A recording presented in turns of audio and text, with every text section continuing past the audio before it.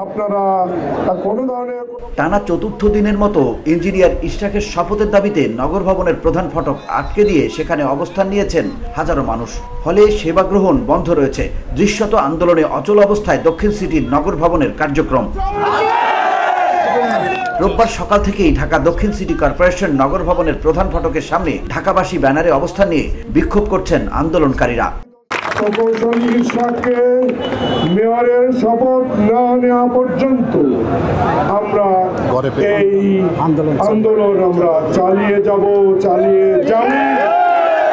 আমাদের বলতে পারেন ঢাকাবাসীর দাবি, প্রাণের দাবি, সেটা হচ্ছে ইঞ্জিনিয়ার ইশরাক হোসেনকে তার শপথ অনুষ্ঠান অতি দ্রুত শপথ অনুষ্ঠান সম্পন্ন করার জন্য।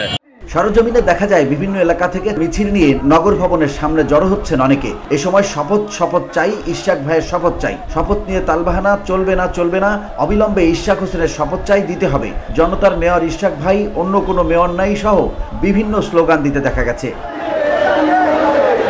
এদিকে গত শনিবার সন্ধ্যায় জাতীয় প্রেস ক্লাবে এক সংবাদ সম্মেলনে ইশরাক হোসেন বলেন, নির্বাচনের 30 দিনের মধ্যে মামলা করা হয়েছিল। তাপস প্রভাব খাটিয়ে এই মামলা থামানোর চেষ্টা করেন। তখন আদালত আওয়ামী লীগের নিয়ন্ত্রণে ছিল। তবে সব আইনি পদক্ষেপ মেনে আমরা রায় পেয়েছি। কাজেই আদালতের বিরুদ্ধে যারা কথা বলছেন তারা আদালত অবমাননা করছেন।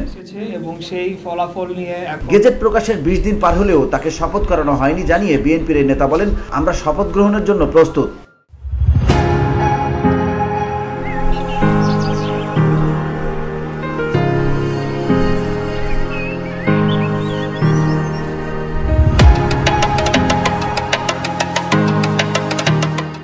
অন্যদিকে আন্দোলনকারীরা বলছেন, ইশরাক হোসেনকে শপথ না দেওয়া পর্যন্ত এই আন্দোলন চলবে। অত্যন্ত দুঃখের বিষয় যে মামলাটা আদালত কর্তৃক ফয়সালা হয়ে গেছে, গেজেট প্রকাশ হয়েছে। এই গেজেট প্রকাশ হওয়ার পরও আজকে আমাদেরকে শপথ পাঠ এবং দায়িত্ব গ্রহণের জন্য আন্দোলন করতে হচ্ছে। সরকারকে উদ্দেশ্য করে আন্দোলনকারীরা বলেন, দ্রুত ঢাকা দক্ষিণ সিটি কর্পোরেশনের মেয়র হিসেবে ইঞ্জিনিয়ার ইশরাককে শপথ না দিলে সব পরিস্থিতির দায়ে সরকারকেই নিতে হবে। VOD Bangla news desk.